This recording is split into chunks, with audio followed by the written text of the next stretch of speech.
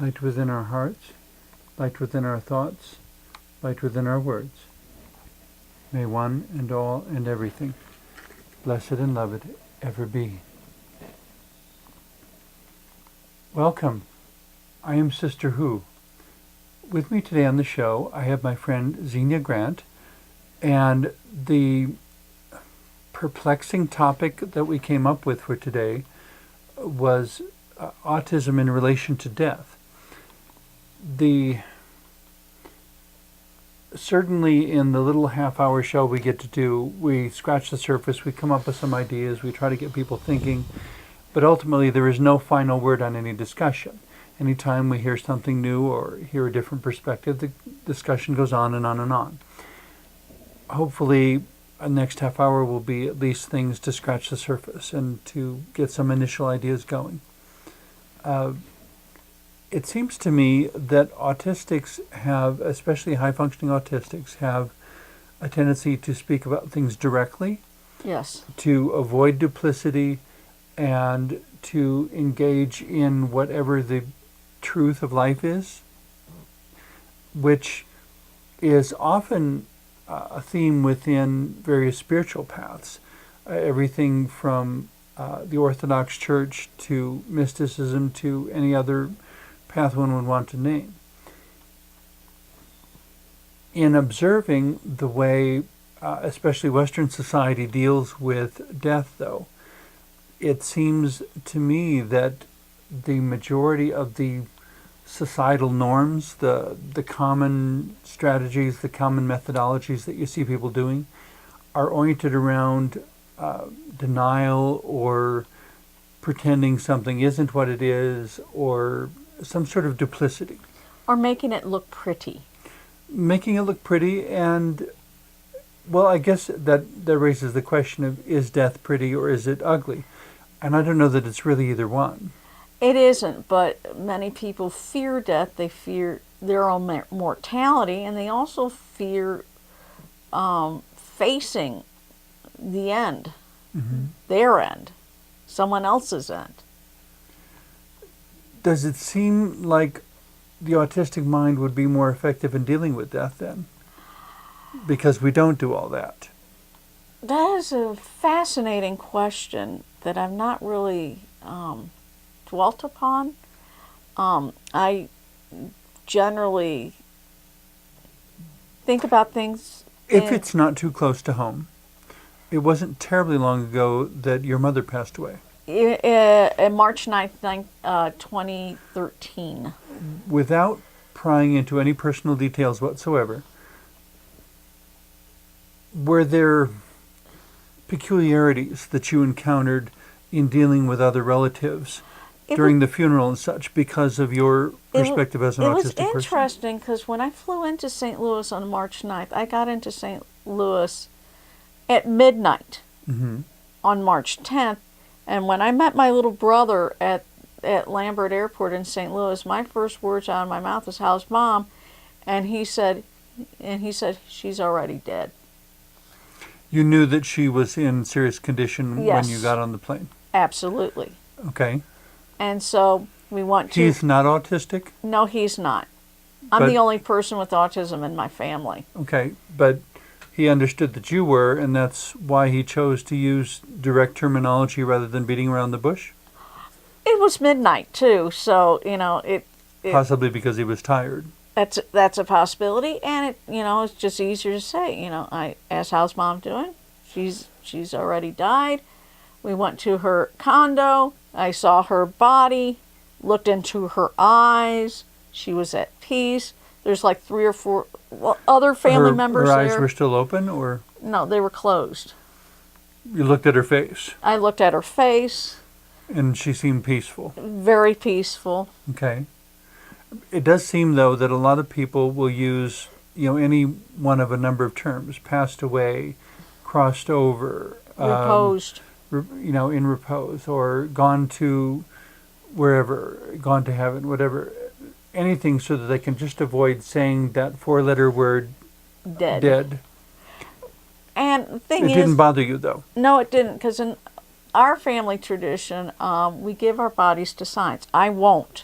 I'll be the first in 3 generations. When I die, I will not give my body to science. But it is tradition in the family I'm brought up in that we give our bodies to science. We had a memorial mass on March 14th, 2013. Okay. It was a beautiful, it was a beautiful liturgy. That people from all over the place were there, and then after the mass we released balloons, and we served dessert first because Mom loved dessert first. Okay. And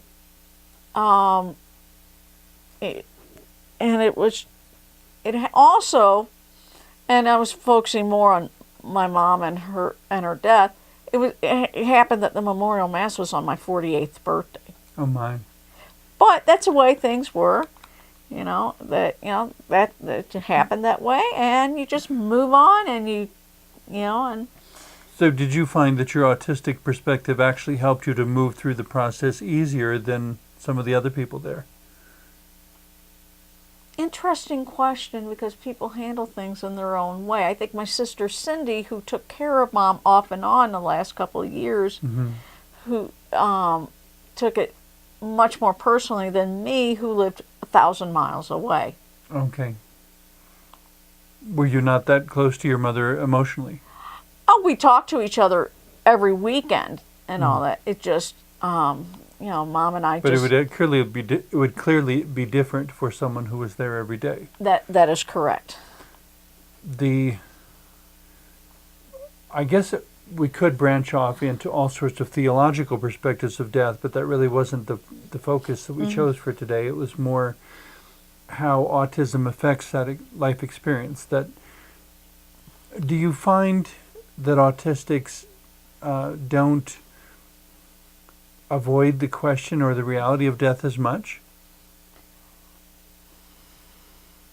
Fascinating question. I mean, if we're really as factual and direct as we say, and understand that death is simply a part of life, it seems to me that autistics would not get into all the gyrations of pretending it's not going to happen or living like you'll live forever. I mean, there's a sense in which, at least for myself, I've been very aware of having X amount of time in this life, and I need to make the best use of it that I can. It's not an infinite amount. And I do know in my life that it's not infinite amount. I also think about that longevity runs in my family. Okay. So I have 30 or 40 or 50 more years. But even with the perception of longevity, you also live with the awareness that it's not infinite. No, it is not infinite. It seems like a lot of people don't want to think about it at all. That is true, because it shows to many people a weakness where it's just the human condition.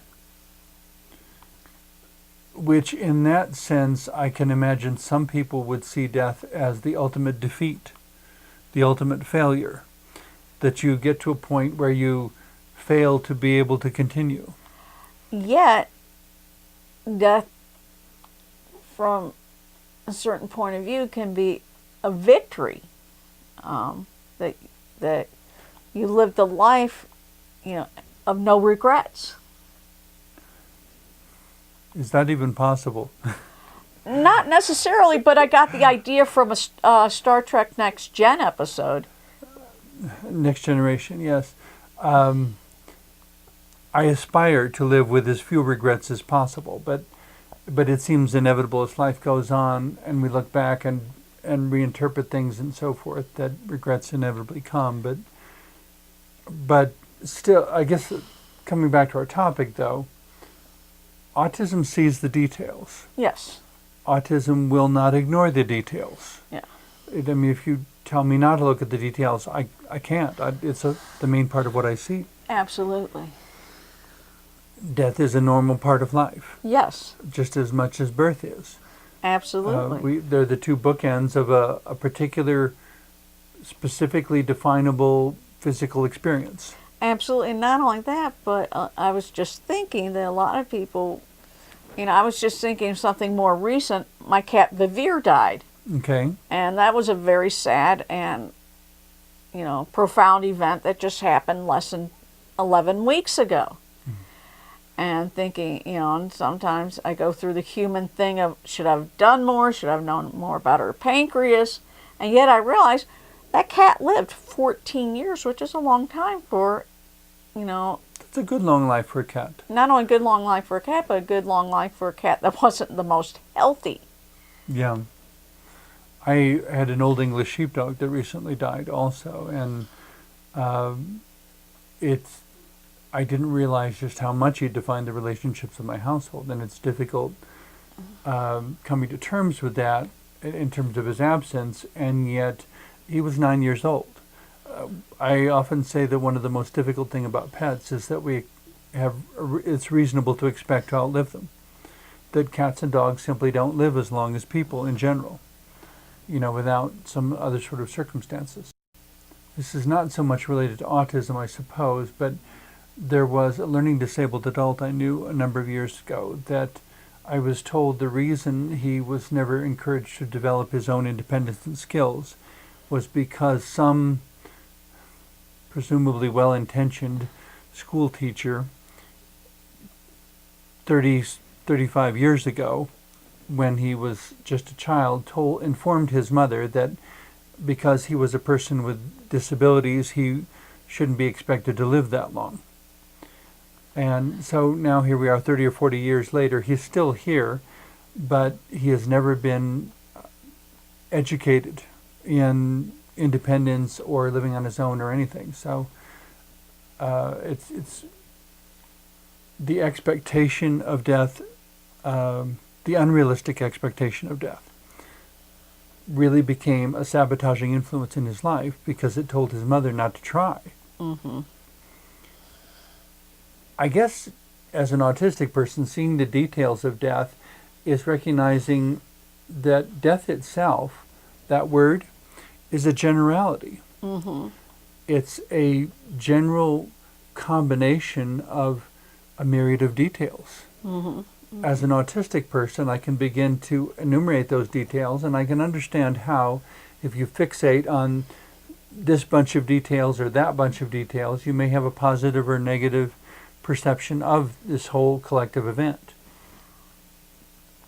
I don't know that any of that makes it anything more or less than what it inherently is. It's just a question of which part of it you're paying attention to. Also, I think people shy away from something that doesn't look good. I mean, that's why they, prettify, make the body look pretty. If when they put the someone who died in a car accident, for example, in some cases they have what's described as a closed casket funeral. Mm-hmm. That the body was too mangled in the accident to be restored to a desirable appearance. Absolutely. I know, and this is just me speaking through my personal experiences, I have to, like when I saw my mother, a little over a year ago, I looked at her face. I mean, to me, I need to look at the person's face. I need to look at their eyes. To have that sense of closure. Not only a sense of closure, I picked it up from Star Trek Next Generation where, you have to look death in the eyes. And the reason they gave for doing that? Because you're heading it face on, that you're not avoiding it. Okay. And it's a way of saying, this is real, you're not avoiding the inevitable. It's interesting that they would identify avoiding truth as being somehow wrong. That's true. I never thought of it that way, yeah. But that's a whole nother discussion for another time. But definitely.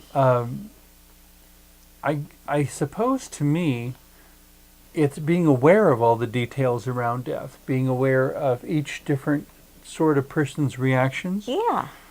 And being aware of all the other possibilities of how to react. Yeah. That it gives me more possibilities from which to choose my own reaction. Yeah. Yeah.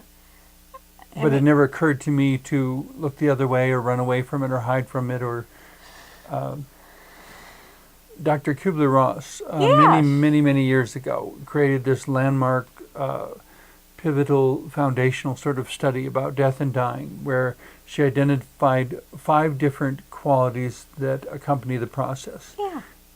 See if I remember them all now. Denial, anger, bargaining, depression, and acceptance. It seems to me that every experience of loss has those 5 qualities in it to some degree. The question, I guess, I'm continuing to wrestle with, I suppose, is whether an autistic mind moves more quickly to acceptance.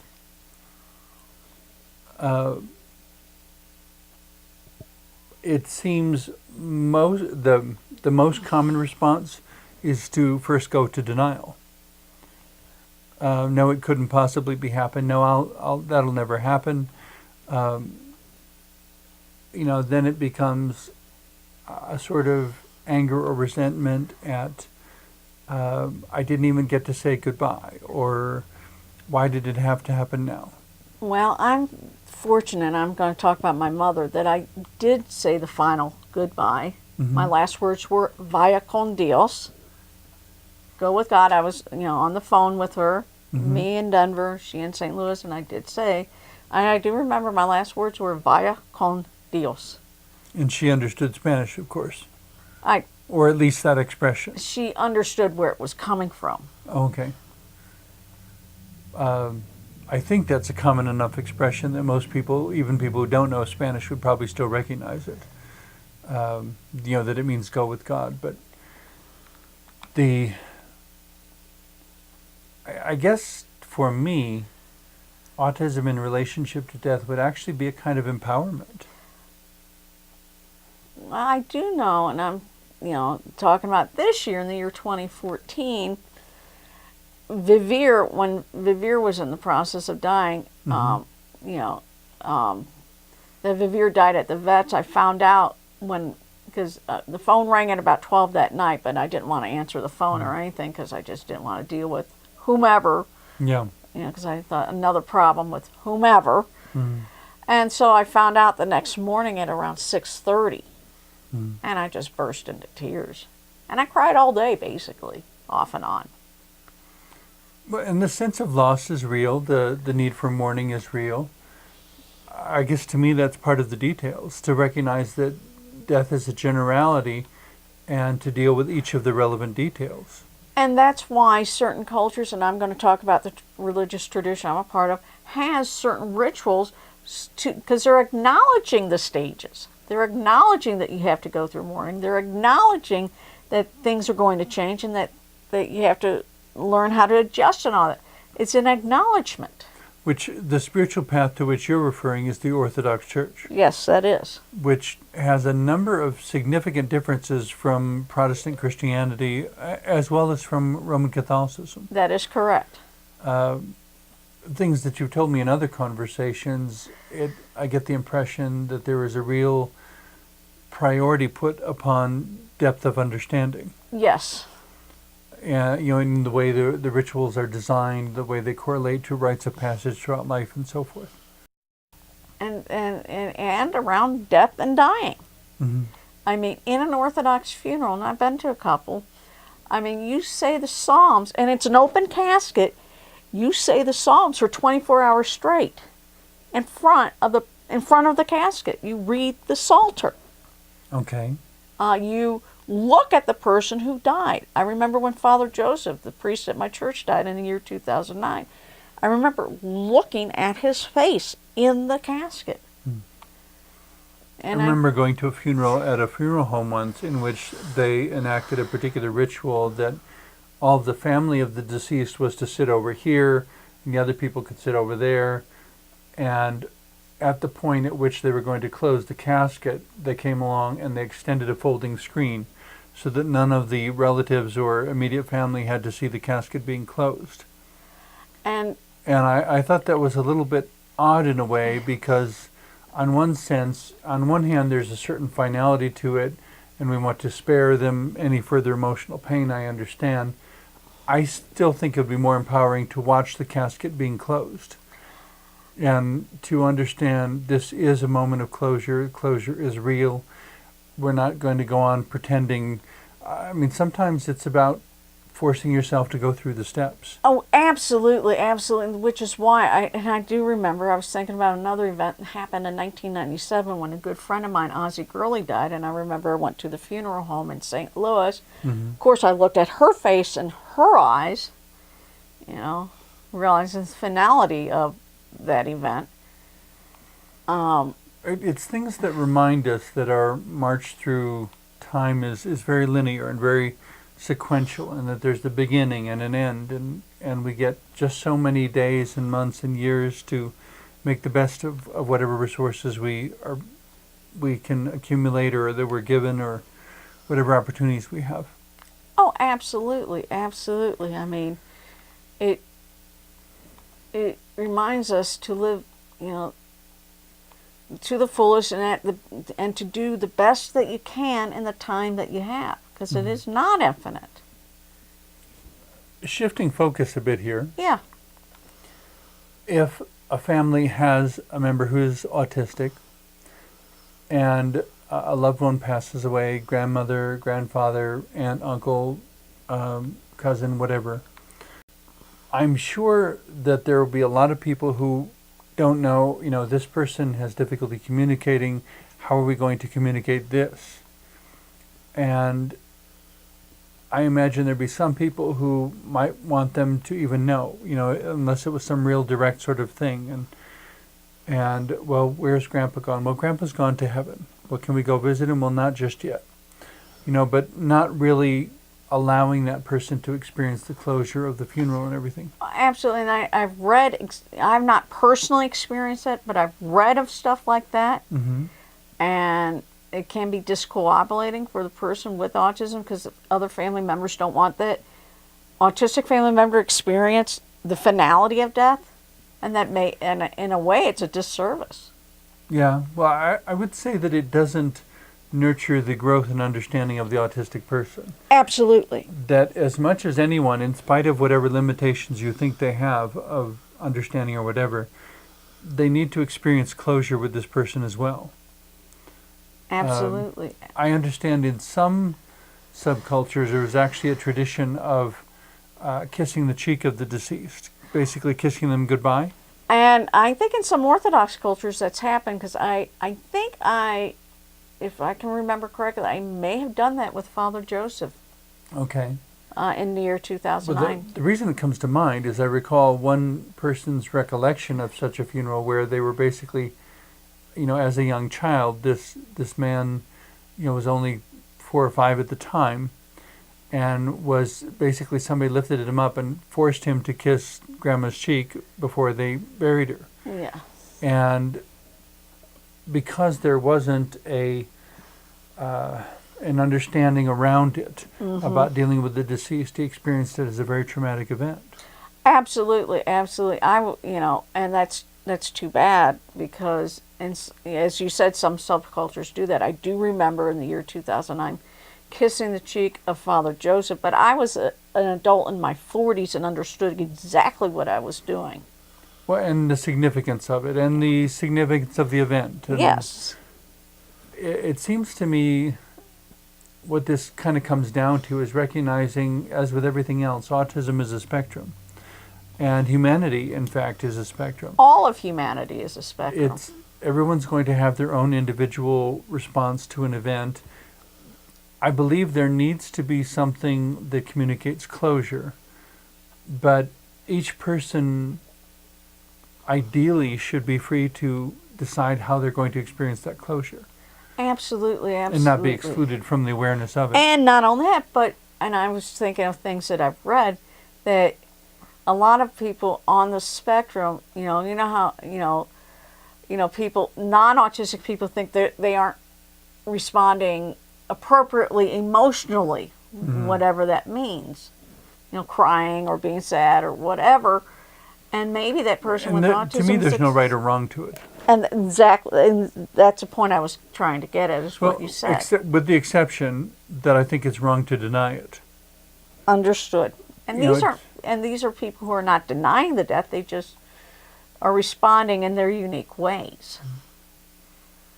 And I guess as we wind up the last few minutes of the show, that would be where I would suggest, if an autistic person is trying to accomplish closure, to grant them an appropriate additional freedom to interact as they need to. Yeah.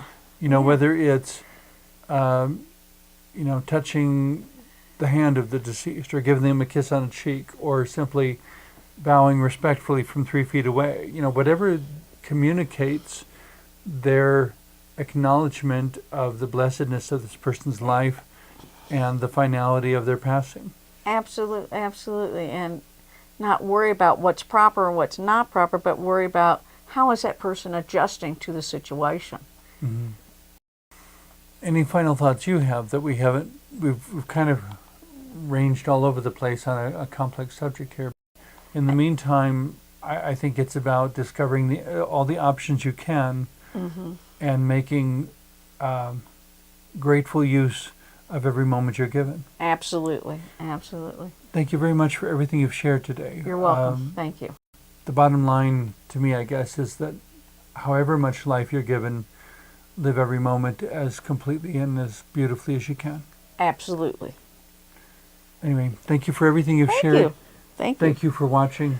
Thank you.